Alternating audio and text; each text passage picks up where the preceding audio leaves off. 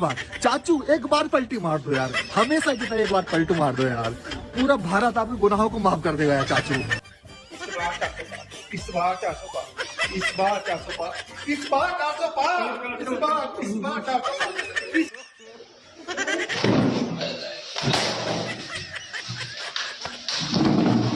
माधवी लता जी को हराना अवैसी के लिए अब नामुमकिन है, नामुमकिन है। लेकिन जो अंगूठा छाप मुसलमान है, जो मदरसा छाप मुसलमान है, जो ठरके आजम बन के घूमते हैं, जो अहिले आजम बन के घूमते हैं, वो अवैसी की बात मानेंगे। कैसा हराए? अब सवाल है कि बंगाल में क्या होगा। Bengal numbers, Bengal numbers, Bengal numbers, Bengal numbers. The nation wants to see the Bengal numbers. आंकड़ा आपके सामने 22 से 26 सीटें भारतीय जनता पार्टी के पास, 14 से 18। बंगाल का एग्जिट पोल दावा कर रहा है कि बंगाल में बीजेपी सिंगल लार्जेस्ट पार्टी होगी।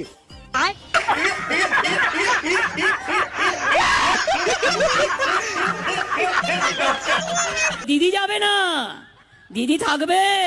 एनडीए हाफ वे मार्क पार कर चुकी है। NDA has crossed halfway mark दोस्तों, NDA has crossed halfway mark और एनडीए 350 370 के तरफ स्ट्रांगली बढ़त ले। क्योंकि एक्सिस माई इंडिया के एग्जिट पोल में एनडीए 400 पार, प्रधानमंत्री नरेंद्र मोदी का जो 400 पार का नारा था वो सच होता हुआ दिखाई दे रहा है। During the post poll also, we were constantly saying, let's not. The reality is, the polls can only give you.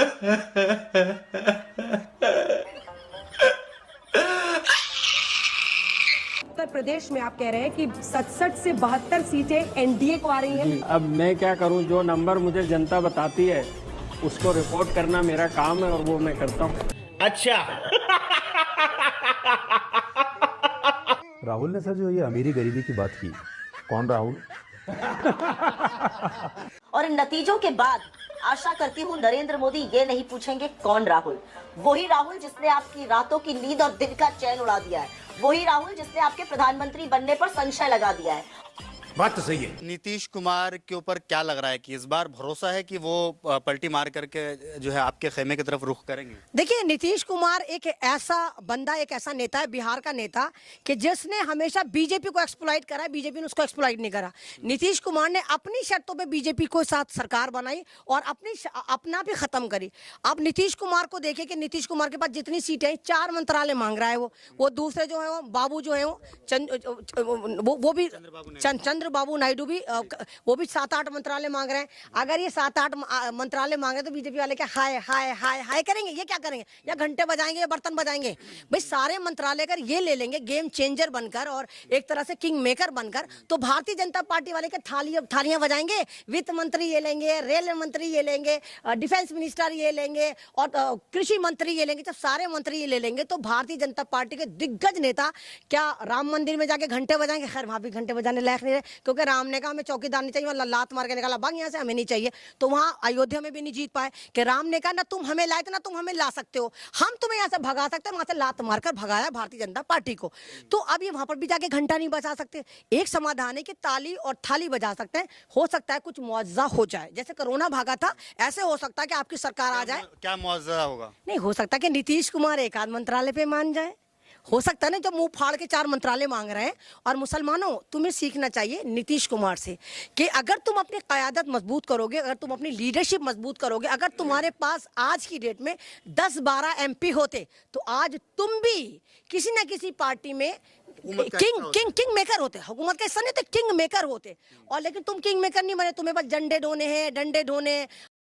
देखिए, इसमें बताऊं, किशोरी लाल शर्मा का इम्पैक्ट रायबरेली में है और वहां पे उनका नेगेटिव इम्पैक्ट है रायबरेली। तो लोग कहते हैं कि जो कांग्रेस का वोट घटा है उसके लिए कहीं ना कहीं वहां पे ग्राउंड पे आप बात करेंगे तो लोग कहते हैं किशोरी लाल शर्मा जो उनका मैनेजमेंट भी रिस्पॉन्सिबल है। पर अमेठी में उनका कोई नेगेटिव वोट नहीं है। अमेठी में जो पॉजिटिव वोट पड़ रहा है वो बीजेपी का वोट पड़ रहा है और यहाँ पे स्मृति ईरानी का यहाँ पे लोगों का है कि ग्राउंड पे वो प्रेजेंट रहती है और गौरीगंज असेंबली से बहुत सॉलिड लीड बीजेपी को मिल रही है। इसीलिए जो पिछली बार 50-55 हजार, अगर मैं गलत नहीं हूं तो मार्जिन से भारतीय जनता पार्टी जीती थी, इस बार भी हमारे हिसाब से स्मृति ईरानी इस सीट को जीतती हुई दिख रही है। हे प्रभु, हे हरि राम कृष्ण जगन्नाथ प्रेमानंद, ये क्या हुआ? गलाव में पानी आ गया, गामछा भी खुल गया मेरा। लगती ये देखिए, प्रधानमंत्री नरेंद्र मोदी का चेहरा देखिए, 15 सेकंड की तस्वीर देखिए दोस्तों।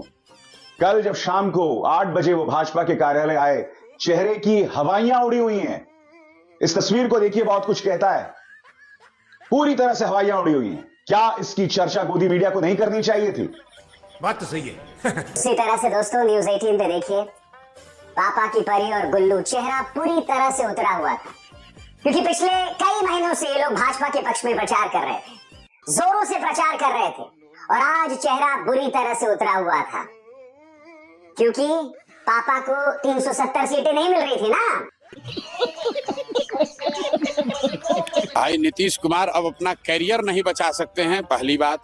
दूसरी बात, वो कहाँ रहेंगे उसका कोई महत्व नहीं है, क्योंकि नीतीश कुमार के राजनीतिक करियर का अब ये अंतिम दौर चल रहा है। जितना हाथ पांव मारना है मार लें, महागठबंधन में रहें, एनडीए में रहें। नीतीश कुमार की जो अभी हालात है, वो जिसके साथ भी जाएंगे, जो दल भी उनको साथ मिलेगा, वो नीतीश कुमार तो डूबेंगे ही डूबेंगे, उसको भी डुबा दे। जेडीयू नेता खालिद अनवर ने बड़ा बयान दिया है और नीतीश को पीएम के लिए योग्य बताया है। बस केस चंद्रबाबू नायडू और नीतीश कुमार भारतीय जनता पार्टी का दामन छोड़ देते हैं, तो आप किसको बधाई देंगे? अखिलेश यादव आपका दामन छोड़ देते, ये कोई बात छोड़ मेरी बात नहीं सुन भाई, फिर आप बात नहीं समझ रहे। आप मुझे नहीं, आप मेरी बात तो सुन लीजिए। आप मुझे ये बता दीजिए मेरे को। अरे मुझे पता है कि मोदी आपका रिश्तेदार है, आपको तकलीफ हो रही है, लेकिन इधर आकर सुनिए, थोड़ा सा पास आकर सुनिए, जवाब दे रहा हूं। ये मुझे बता दीजिए अखिलेश यादव ने कितनी बार साथ छोड़ा है, लेकिन नीतीश कुमार का डेटा उठाकर देख लीजिए। नीतीश कुमार ने तो इतनी बार पलटी मारी है। अभी नीतीश कुमार बिहार में विधानसभा में कुछ समय पहले तेजस्वी यादव के साथ थे, आज तेजस्वी यादव के साथ नहीं है। दूसरी बात ये कि नीतीश कुमार आपने पहले देखा, पहले बीजेपी के साथ थे, फिर बीजेपी के साथ नहीं थे। यादव भी पहले कांग्रेस के साथ नहीं थे, मायावती के साथ थे, ये कौन सी तो बीजेपी के साथ कब गए ये बता दीजिए आप मुझे। लेकिन नीतीश कुमार ने तो सारी पार्टियों का भ्रमण कर रखा है, सारे एयरलाइंस का उन्होंने भ्रमण कर रखा है। नीतीश कुमार का तो कोई भरोसा ही नहीं है। और मैं तो कहता हूं पलटू राम जी, एक बार फिर पलट ही जाइए, देश को बचाने के लिए इस बार पलट जाइए, क्योंकि आपका तो पलटने का काम है। लोग ऐसे ऐसे मेम्स बना रहे हैं, नीतीश कुमार का फोटो लगा दिया और गाना चला रहे हैं, लगाओ बोली मैं बिकने आई। बताइए, ऐसे ऐसे मेम्स बना रहे हैं, ये पॉलिटिशियंस के मेम्स होते हैं, क्योंकि नीतीश कुमार ने अपनी छवि कुछ ऐसी बना रखी है कि नीतीश कुमार का कोई भरोसा ही नहीं है। तो जो आप ये बात कह रहे हैं ना कि नरेंद्र मोदी जी को मैं बधाई दे दूं, पता चले कि ये बधाई आपको भारी पड़ गई और आपको उठा के जेल में भी डाल दिया।